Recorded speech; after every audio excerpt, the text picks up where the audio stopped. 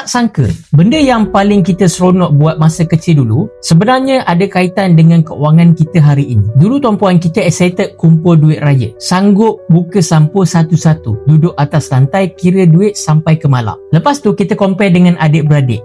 Kenapa duit aku kurang? Siapa bagi duit hijau tadi? Dan berapa total duit tahun ini? Masa tu kita ingat banyak duit kita kaya. Bila dah besar, baru kita sedar tuan-puan, masalah sebenar bukan susah nak dapatkan duit. Masalah sebenar ialah nak simpan nilai duit itu sendiri. Sebab itu ramai orang makin penat bekerja, tapi rasa duit makin mengecil. Tuan-puan, hari ini RM100 rasa macam RM20 dulu. Sebab nilai mata wang dah berubah, kos hidup pun berubah, kuasa beli pun berubah. Dan sebab itu juga nenek moyang kita dulu suka simpan emas. Walaupun mereka tak belajar ekonomi global ataupun inflasi tuan-puan, tapi mereka faham tentang insting untuk lindungi nilai duit dan harta. Bezanya dulu mereka simpan dalam bentuk rantai, gelang dan cincin. Hari ini kita dah ada pilihan lebih moden tuan-puan. Kita boleh beli gold bar, dinar dan ada account gap di Public Gold. Sebab itu saya sendiri mula kumpul emas raya Public Gold dari tahun ke tahun. Yang menariknya tuan-puan, bila susun semua koleksi ini, dia bukan sekadar nampak cantik sahaja. Dia jadi simbol kepada disiplin kita, simbol perjalanan simpanan kita, simbol bahawa kita sedang tukar habit yang lama daripada sekadar kumpul duit raya kepada kumpul